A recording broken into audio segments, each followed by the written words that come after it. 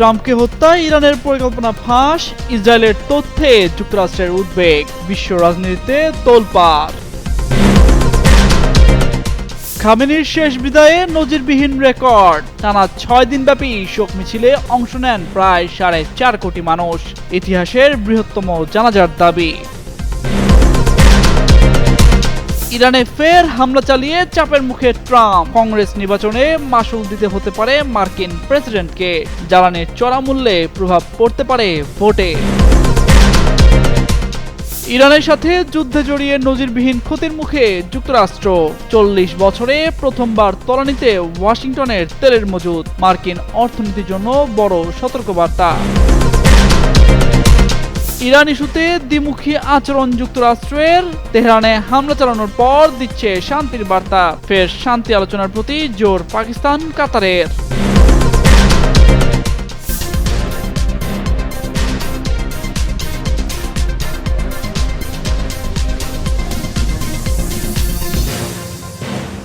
ইরানের হিট লিস্টের তালিকায় শীর্ষে মার্কিন প্রেসিডেন্ট ডোনাল্ড ট্রাম্প। তুরস্ক থেকে যুক্তরাষ্ট্রে ফেরার পথে এমনই চাঞ্চল্যকর বার্তা দেন খোদ মার্কিন প্রেসিডেন্ট নিজেই।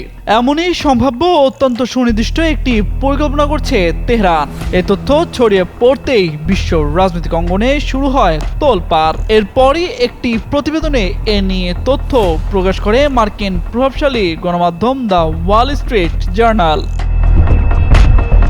এ বিষয়ে অবগত বিশেষ সূত্রের বরাত দিয়ে প্রতিবেদনে বলা হয়েছে, সম্প্রতি এই সংক্রান্ত একটি প্রতিবেদন যুক্তরাষ্ট্রের হাতে হস্তান্তর করেছে ইসরায়েল। তেল আবিবের দেয়া সে গোয়েন্দা তথ্যে ট্রাম্পকে লক্ষ্য করে ইরানের একটি নতুন হত্যা চেষ্টার পরিকল্পনার স্পষ্ট ইঙ্গিত পাওয়া গেছে। মার্কিন সংবাদ মাধ্যম CNN জানিয়েছে, এ তথ্যটি সাধারণ কোনো হুমকি নয়, বরং এটি ট্রাম্পকে হত্যার একটি অত্যন্ত নির্দিষ্ট পরিকল্পনার সঙ্গে সম্পর্কিত। তবে এই সংবেদনশীল তথ্যটি ঠিক কবে এবং কোন গোপন মাধ্যমে ওয়াশিংটনের কাছে পৌঁছেছে তা এখনো স্পষ্ট করা হয়নি। ইরান বা যুক্তরাষ্ট্র এখন পর্যন্ত এই বিষয়ে আনুষ্ঠানিকভাবে কোনো প্রতিক্রিয়া জানায়নি। তবে নিরাপত্তা বিশ্লেষকরা বলছেন, এই হুমকির সূত্রপাত বেশ পুরনো। 2020 সালে ইরাকের বাগদাদে মার্কিন বিমান হামলায় IRGCর কুদস ফোর্সের প্রধান জেনারেল কাসেম সোলেমানি নিহত হওয়ার পর থেকেই তেহরান ট্রাম্পকে হত্যার হুমকি দিয়ে আসছে। সম্প্রতি ইরানের প্রয়াত সর্বোচ্চ নেতা আয়াতুল্লাহ আলী খামেনির দাফন ও শোকানুষ্ঠানেও ট্রাম্পের মৃত্যুর আহ্বান সংবলিত স্লোগান ও বক্তব্য প্রকাশ্যে উঠে এসেছে। ইরানের সঙ্গে চলমান এই চরম উত্তেজনার মধ্যে বৃহস্পতিবার রাতে ইসরায়েলের প্রধানমন্ত্রী বেনিয়ামিন নেতানিয়াহু মার্কিন প্রেসিডেন্ট ডোনাল্ড ট্রাম্পের সঙ্গে টেলিফোনে দীর্ঘ সময় কথা বলেছেন। দুই দেশের চলমান সামরিক ও কূটনৈতিক সমন্বয়ের অংশ হিসেবে এই জরুরি ফোনালাপ অনুষ্ঠিত হয়েছে বলে জানিয়েছে ইসরায়েলের প্রধানমন্ত্রীর কার্যালয়। ফোনালাপে ট্রাম্প উপসাগরীয় অঞ্চলে মার্কিন বাহিনীর চলমান তৎপরতা এবং ইরানের বিভিন্ন সামরিক স্থাপনায় সাম্প্রতিক মার্কিন হামলার বিষয়ে নেতানিয়াহুকে অবহিত করেন।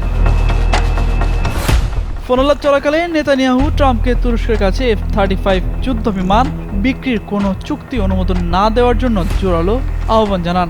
এর পাশাপাশি তুরস্কের প্রেসিডেন্ট রিসেপ তাইয়েপ এরদোয়ানের ইসরায়েল রাষ্ট্রের অস্তিত্ব নিয়ে করা সাম্প্রতিক কঠোর মন্তব্যগুলোর বিষয়টিও ট্রাম্পের সামনে তুলে ধরেন। তামজিদ মির্জা, যুগান্ত নিউজ।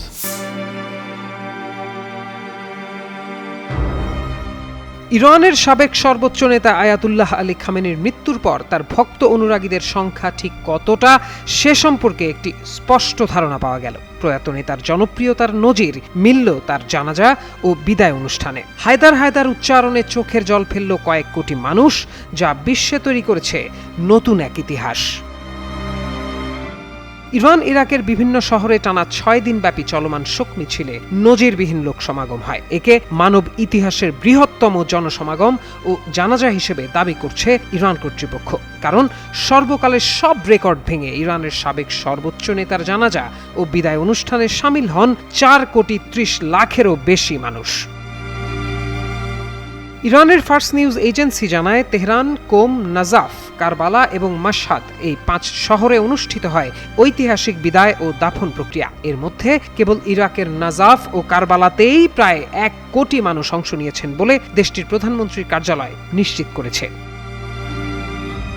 গত ফেব্রুয়ারি মাসে যুক্তরাষ্ট্রের একটি সন্ত্রাসী হামলায় সপরিবারে এই মহান নেতা শাহাদাত বরণ করেন। দীর্ঘ প্রতীক্ষার পর গত শুক্রবার থেকে শুরু হয় তার শেষ বিদায়ের আনুষ্ঠানিকতা, যেখানে বিশ্বের ৪৫টিরও বেশি দেশের রাজনৈতিক নেতৃবৃন্দ এবং ৯০টিরও বেশি দেশের পণ্ডিত ও প্রতিনিধিরা অংশ নেন।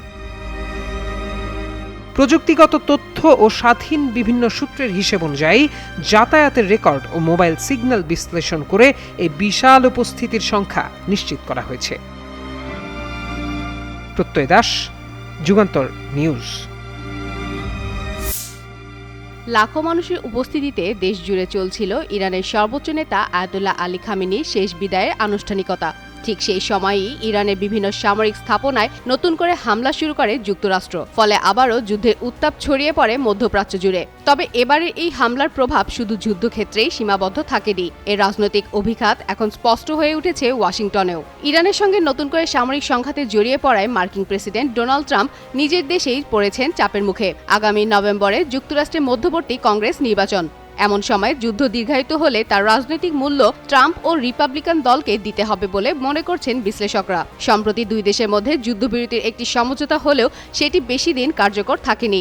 নতুন করে সংঘাত শুরু হওয়ার পর বুধবার ইরানের কয়েকটি সামরিক স্থাপনায় হামলা চালায় যুক্তরাষ্ট্র। ওয়াশিংটনের দাবি, হরমুজ প্রণালীতে আন্তর্জাতিক নৌ চলাচলের নিরাপত্তা নিশ্চিত করতেই এই অভিযান চালানো হয়েছে। এরই মধ্যে বিশ্ববাজারে তেলের দাম বেড়েছে, অস্থিরতা দেখা দিয়েছে শেয়ার বাজারেও। রিপাবলিকান নেতাদের আশঙ্কা, জ্বালানি ও নিত্যপণ্যের দাম বাড়তে থাকলে তার নেতিবাচক প্রভাব পড়বে ভোটে। অন্যদিকে সাম্প্রতিক জনমত জরিপ বলছে অধিকাংশ মার্কিন ভোটার ইরানের সঙ্গে দীর্ঘমেয়াদী যুদ্ধে জড়ানোর পক্ষে নন। যদিও হোয়াইট হাউস ট্রাম্পের সিদ্ধান্তকে জাতীয় নিরাপত্তার জন্য প্রয়োজনীয় বলে দাবি করছে, কিন্তু ডেমোক্র্যাটরা এর তীব্র সমালোচনা করছেন। তাদের অভিযোগ, যুদ্ধের অর্থনৈতিক বোঝা শেষ পর্যন্ত সাধারণ মানুষের ওপরই পড়বে। একই সঙ্গে তারা কংগ্রেসে ওয়ার পাওয়ার রেজুলেশন কার্যকর করে ইরান থেকে মার্কিন বাহিনী ফিরিয়ে আনার দাবি তুলেছেন। ফলে মধ্যপ্রাচ্যের যুদ্ধ যতটা না ইরানের জন্য সংকট তৈরি করছে, ততটাই তা ট্রাম্পের জন্য হয়ে উঠেছে এক কঠিন রাজনৈতিক পরীক্ষা।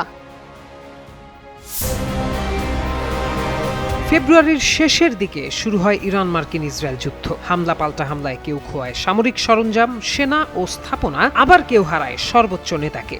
যুদ্ধে কারো কম কারো বেশি হলেও ক্ষতির হাত থেকে রেহাই পায়নি কোনো পক্ষই। এরই মধ্যে জানা গেল বর্তমানে যুক্তরাষ্ট্রের স্ট্র্যাটেজিক পেট্রোলিয়াম রিজার্ভ বা কৌশলগত তেলের মজুদ ১৯৮৩ সালের পর সর্বনিম্ন পর্যায়ে নেমে এসেছে। যুক্তরাষ্ট্রের জ্বালানি বিভাগের তথ্য অনুযায়ী ৩ জুলাই দেশটির কৌশলগত তেলের মজুদ ৬২ লাখ ব্যারেল কমে ৩১৯.৫ মিলিয়ন ব্যারেলে নেমেছে। রিগান প্রশাসনের পর এটিই তেলের সর্বনিম্ন মজুদ। অথচ এই রিজার্ভের ধারণ ক্ষমতা ৭১৩.৫ মিলিয়ন ব্যারেল। মজুদের এই পতন যুক্তরাষ্ট্র এবং বৈশ্বিক তেল অর্থনীতির জন্য একটি বড় সতর্কবার্তা। ইরানের সঙ্গে যুদ্ধ চলাকালে বিশ্ব অর্থনীতি যেন অপরিশোধিত তেলের তীব্র সংকটে না পড়ে এবং দাম যেন ভয়াবহ পর্যায়ে না পৌঁছায়, সেজন্য এই রিজার্ভ থেকে তেল ছাড়ছিল যুক্তরাষ্ট্র। তবে কৌশলগত এই মজুদ পর্যাপ্ত রাখা যুক্তরাষ্ট্রের জন্য অত্যন্ত জরুরি, কারণ এটি আর্থিক বাজারগুলোকে সংকেত দেয় যে বিশ্ব তেল অর্থনীতি নিয়ন্ত্রণে রাখার মতো হাতিয়ার ওয়াশিংটনের হাতে রয়েছে। তেলের এই কমতি মজুদ শেষ পর্যন্ত প্রেসিডেন্ট ট্রাম্পের যুদ্ধের সিদ্ধান্ত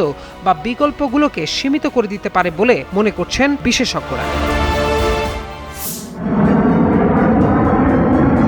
যুক্তরাষ্ট্রের কাছ থেকে বিশ্বের অন্যতম আধুনিক যুদ্ধবিমান F-35 পেতে যাচ্ছে তুরস্ক। ন্যাটোর শীর্ষ সম্মেলনে মার্কিন প্রেসিডেন্ট এ ঘোষণা দেন। ট্রাম্প বলেন, তুরস্ক যুক্তরাষ্ট্রের গুরুত্বপূর্ণ মিত্র, বন্ধু দেশের ওপর নিষেধাজ্ঞা রাখতে চায় না বলেই সেগুলো প্রত্যাহারের সিদ্ধান্ত নেওয়া হয়েছে।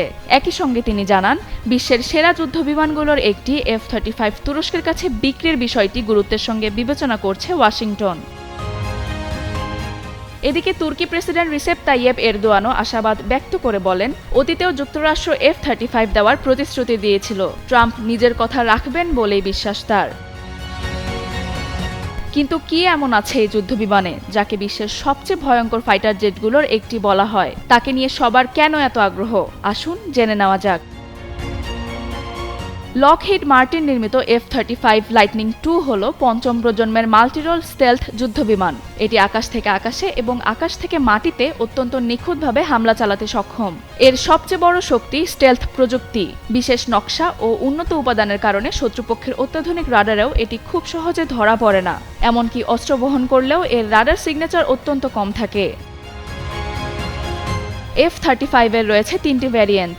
F-35A বিমান বাহিনীর জন্য, F-35B স্বল্প দূরত্বে উড্ডয়ন করে হেলিকপ্টারের মতো খাড়াভাবে অবতরণ করতে পারে, আর F-35C তৈরি করা হয়েছে বিমানবাহী রণতরী থেকে পরিচালনার জন্য। বিমানটিতে রয়েছে বিশ্বের অন্যতম শক্তিশালী প্রট অ্যান্ড হুইটনি F-135 ইঞ্জিন, যা প্রায় 43,000 পাউন্ড থ্রাস্ট তৈরি করতে পারে।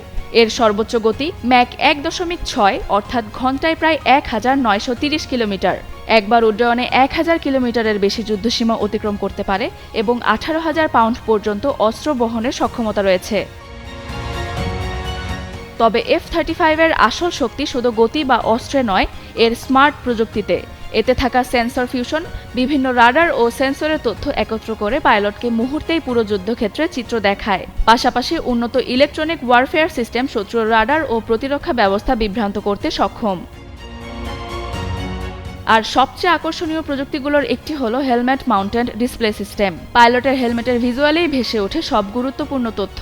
বিমানের চারপাশে থাকা ক্যামেরার মাধ্যমে তিনি প্রায় 360 ডিগ্রি দৃশ্য দেখতে পারেন। এমনকি ককপিটের নিচের অংশও যেন স্বচ্ছ, এমন অভিজ্ঞতা পান পাইলট। এই কারণেই F-35কে শুধু একটি যুদ্ধবিমান নয়, বরং একটি উড়ন্ত কমান্ড সেন্টার বলা হয়।